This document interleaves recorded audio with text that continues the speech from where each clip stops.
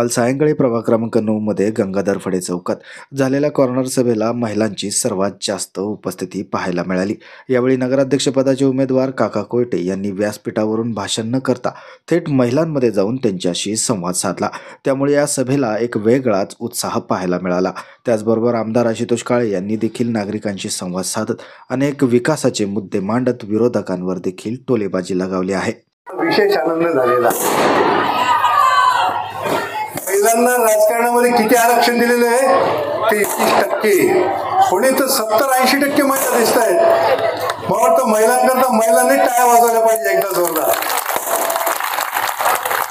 दादा मी आता सांगत होतो विरोधकांना विकास काय हे जर बघायचं असेल त्यांनी प्रभाग क्रमांक 9 मध्ये यावं। या प्रभाग क्रमांक 9 मध्ये आमदार साहेबांनी तब्बल 3 कोटी रुपये निधी दिलेला आहे आणि त्या 3 कोटी रुपयाच्या निधीतून सगळ्या गल्ल्यांमध्ये प्युअर ब्लॉक, सगळ्या गल्ल्यांमध्ये छोटे छोटे सिमेंट कॉन्क्रीटचे रस्ते, असा जो विकास झालेला आहे या भागाचा, हा कोपरगावचा सर्वात विकसित भाग आहे असं मला वाटायला लागतं। तुमचा पाण्याचा प्रश्न आहे काही घरांचा, लक्ष्मीनगरचं पाणी तुमच्या भागामध्ये येतं, पण मी तुम्हाला सांगू इच्छितो मुद्दा, आशुतोष दादा काम करायला एवढा भक्कम आमदार आपल्याला मिळालेला आहे।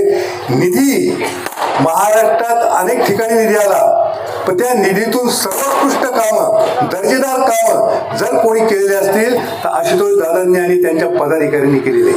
त्याच्यामुळे फडे हे उमेदवार निवडून येणार याच्यामध्ये तुमच्या आमच्या मनामध्ये कुठल्याही प्रकारचे सागर भाऊ सुद्धा निवडून येणार आहे, 100% निवडून येणार। या निमित्तानं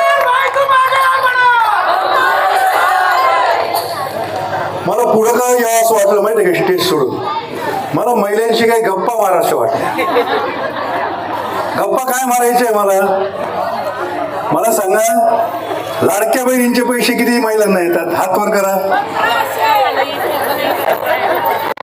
तुमचं लाडक्या बहिणीचे पैसे जरूर घेतलेच पाहिजे, पण ते घर कामाकरता खर्च करू नका, ते बँकेमध्ये सेव्हिंग करा, डिपॉझिट करा। तुम्हाला अडचणीला, लग्न करायला, मुला मुलींच्या शिक्षणाला, दवाखान्याला ते पैसे कामाला येतील। पण याच्या व्यतिरिक्त घर प्रपंचाकरता तुमची जर काही करायची इच्छा असेल, छोटे छोटे घरगुती व्यवसाय, तुम्ही कुठं कामाला बाहेर जायचं नाही, तुमच्या घरात बसून, ज्याला आता म्हणतात इंग्रजीमध्ये वर्क फ्रॉम होम, कॉम्प्युटर कंपन्यांचं बरोबर नाही, वर्क फ्रॉम होम ज्यांची करायची इच्छा असेल त्यांना आपण आशुतोष दादांच्या नेतृत्वाखाली घरून तुम्हाला व्यवसाय करायची परवानगी आम्ही देणार आहोत। आता मला सांगा, असा घरगुती व्यवसाय करायची किती महिलांची इच्छा आहे? अरे वा, व्हेरी गुड। या घरगुती महिलांच्या व्यवसाय करता आशुतोष दादांनी मला आदेश दिलेला आहे। आशुतोष दादा माझ्या एकदा समता बँकेमध्ये आले होते, मी त्या ठिकाणी एक समता सहकार मंदिर उभारलेलं आहे, उद्योग मंदिर। मी माझ्या निवारामध्ये महादेवचं मंदिर केलं, बजरंगबलीचं मंदिर केलं, विठ्ठल रुक्मिणीचं मंदिर केलं, देवीचं मंदिर केलं। समता पतपेढीमध्ये मी उद्योग मंदिर उभारलेलं आहे। त्या उद्योग मंदिरामध्ये काय आहे, मी मशनी आणून ठेवलेलं आहे तिथं। मशनी कशाच्या? अगरबत्ती तयार करायची मशीन, कापूर तयार करायची मशीन, समईच्या वाती तयार करायची मशीन, निरंजनीच्या वाती तयार करायची मशीन, अशा छोट्या छोट्या मशनी तिथं आणून ठेवलेल्या आहे। गावातल्या आया मावया येतात, त्या ठिकाणी त्या मशीनवर अगरबत्तीचं उत्पादन घेतात, कोणी समईच्या वातीचं उत्पादन घेतात, कोणी कापूर तयार करतात आणि ते विकायचं काम आम्ही करतो। तर आशुतोष आदेश दिलेला आहे, अशा प्रकारचे मंदिर, उद्योग मंदिर, व्यवसाय मंदिर, त्याला काय नाव द्यायचं ते आपण ठरवू, हे गावातल्या विशेषतः सर्वसामान्य लोकांसाठी तुम्ही उपलब्ध करून द्या। माझी इच्छा आहे या भागामध्ये सुद्धा असं एक उद्योग मंदिर आपल्याला उभारायचं आहे। सागर भाऊ चालेल का? फडेताई, असं एक रोजगार मंदिर महिलांसाठी आपल्याला ते उभारायचंय। नंतर या ठिकाणी जे काही हे उद्योग मंदिर उभं करायचं आहे, त्या उद्योग मंदिराकरता एखादी चांगली जागा लागणार आहे। त्या जागेवर आशुतोष दादांच्या माध्यमातून कोटी निधी लागो। मी या निवडणुकीमध्ये उतरलो ना, त्याचं कारण काय झालं माहितीये का? मी राजकारण सोडलं होतं। आशुतोष दादा माझ्याकडे आले, त्यांनी मला आदेश दिला, सूचना केली, काका तुमच्याकडे एवढं व्हिजन आहे, तुम्ही समाजाचं काम करता, तर गावाकरता पण काहीतरी करा. तरी मी ऐकत नव्हतो. मग आशुतोष दादा मला डायरेक्ट उपमुख्यमंत्र्याकडे घेऊन गेले. ते अर्थमंत्री पण आहेत. महाराष्ट्राच्या तिजोरीच्या चाव्या त्यांच्या ताब्यामध्ये आहेत. त्यांनी मला सांगितलं, काका तुमच्या काय काय योजना असतील ते मला सांगा, तुम्हाला पाहिजे तेवढा निधी मी तुम्हाला द्यायला तयार आहे. मग मला वाटलं की माझ्या उमेदवारीमुळे जर गावाला एवढा निधी मिळणार आहे तर आपण आता गावाकरता काहीतरी केलं पाहिजे.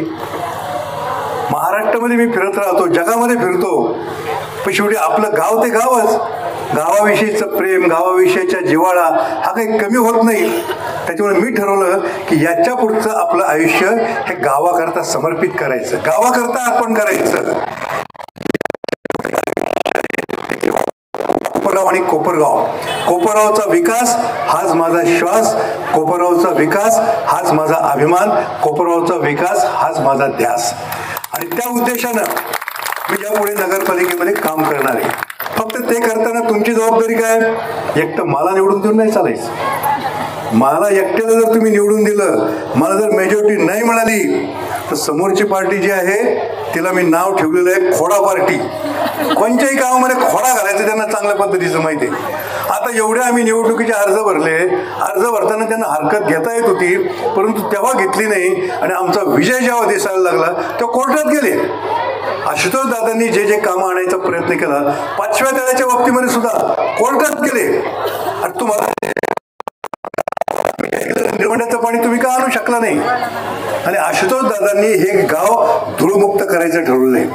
रस्ते कसे तुम्ही बघा, एसजी विद्यालयाचा रोड झाला, दारंगा रोड झाला, गुरुद्वारा रोड झाला, 23 प्रकारचे कामं आशुतोष दादांनी करायचं ठरवलं. त्याच्यामध्ये सुद्धा कोर्टामध्ये गेली ही मंडळी.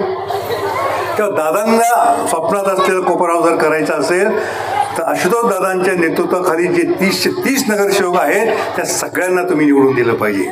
आजपासून आपलं एक काम, तुम्ही मला मतं देणार आहात, फडेताईला मतं देणार आहात, सागर भाऊला मतं देणार आहे ना? हा, देणार आहे. हात वर करा सगळ्यांनी. वा वा वा वा. बघा, याला म्हणतात प्रेम. वा वा. आणि 30 नगरसेवक निवडून आले पाहिजे. याकरता तुमचे ज्या ज्या ठिकाणी गावामध्ये नातेवाईक आहेत, मित्रमैत्रिणी आहेत, पाहुणे रावळे आहेत, त्यांना पण तुम्ही फोन करून सांगा की काका कोयटे आणि त्यांचे 30 उमेदवार आशुतोषदादांनी जे दिलेले आहेत ते निवडून आलेच पाहिजेत. आणि एवढ्यावर आपल्याला थांबायचं नाही. आपल्याला कल्पना आहे आपल्या राज्याचे उपमुख्यमंत्री, अर्थमंत्री, तिजोरीच्या चाव्या त्यांच्याकडेच आहे. त्याच्यामुळे आपल्याला निधीची गरज जेवढी पडेल तेवढी ते आपल्याला त्या ठिकाणी पुरवतील. आपल्या ज्या काही योजना असतील त्याच्यासाठी निधी कुठेही कमी पडू देणार नाही, अशा प्रकारचा शब्द त्यांनी, मी असेल किंवा आपले नगराध्यक्षपदाचे उमेदवार काकाजी कोयटे यांच्या साक्षीने त्या ठिकाणी दिलेले आहे. आणि म्हणून आपल्याला एकच करायचं आहे, समोरची पार्टी आपल्याला एवढं 2-3 दिवस फक्त विचारणार आहे. काम सांगायला गेलं तर ते म्हणणार आम्ही आमचा आमदार नाही. आमदार म्हणून तुम्ही मला निवडून दिलेलं आहे. सर्व जे काही राज्य शासनाच्या माध्यमातून मला करून आणायचंय, नगरपालिकेकडे एवढं उत्पन्न नाही का सगळी कामं ते करू शकतील. त्याच्यामुळे पुढच्या काळामध्ये ते असे उत्तरं तुम्हाला देतील. त्याच्यामुळे आपण सर्वांनी गांभीर्याने विचार करावा. आणि त्या पद्धतीने हे दोन्ही उमेदवार, हे नवीन उमेदवार जरी असले परंतु या तळमळीने त्या ठिकाणी आपल्या सर्वांसाठी काम करत आहे.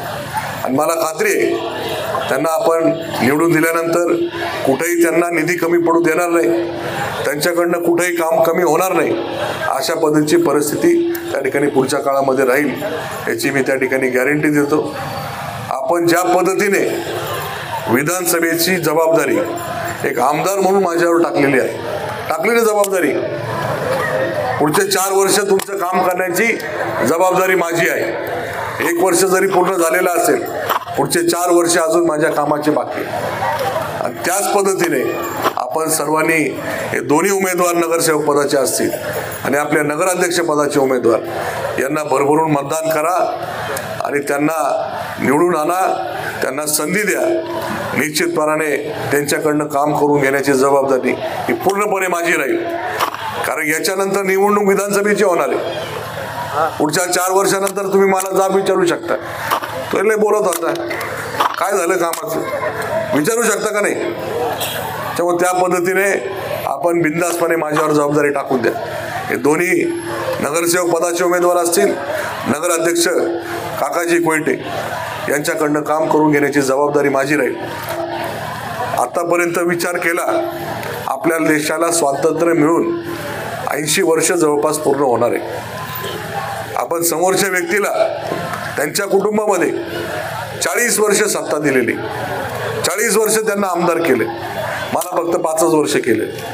परंतु आपल्या 5 वर्षामध्ये पाण्याचा प्रश्न कमी केला का नाही? त्याच पद्धतीने पुढे मला काम करायचं. आणि माझी प्रवृत्ती नाही का कामं तसेच टांगून ठेवायचे, त्याच्यावर राजकारण करायचं.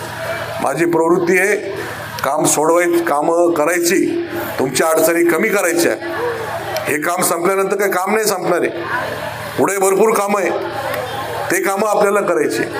आपलं शहर आपल्याला जिल्ह्यामध्ये 1 नंबर करायचे, राज्यामध्ये 1 नंबर करायचे, यासाठी माझं काम त्या ठिकाणी राहणार आहे. म्हणून मी आपल्या सर्वांना विनंती करतो, येत्या 2 तारखेला काय लोक पोरांना पार्ट्या करायला घेऊन जाणार आहे, त्या पार्ट्या तात्पुरती राहणार आहे. तुम्हाला काहीतरी चुकीचं भूलथापा देणार आहे, त्या तात्पुरती राहणार आहे. कामं जे करायचे आहे ते परमनंट त्या ठिकाणी आपल्या परिसरामध्ये राहणार आहे. आपणही त्या ठिकाणी थोडासा विचार केला पाहिजे. तात्पुरती व्यक्तिगत लाभ महत्वाचा आहे, ठीक आहे, महत्वाचे आहे, पैसे कोणाला नको आहे. मला कोणी म्हटलं हे काय 5,000 रुपये 10,000 रुपये तेव्हा द्या बघा, काय पैसे कोणाला नको असतात, पण याचा किती आपल्याला उपयोग होतो, किती दिवस ते पैसे टिकतात, हाही विचार आपण त्या ठिकाणी केला पाहिजे. कारण की पुढचं भविष्य हे कोपरगाव शहराचं आपल्याला जर चांगलं करायचं असेल, उज्ज्वल करायचं असेल, तर विचारपूर्वक त्या ठिकाणी राष्ट्रवादी काँग्रेस पक्षाचं घड्याळ चिन्हाचं बटन दाबावं, एवढी विनंती या ठिकाणी आपल्या सर्वांना त्या सभेच्या निमित्ताने करतो.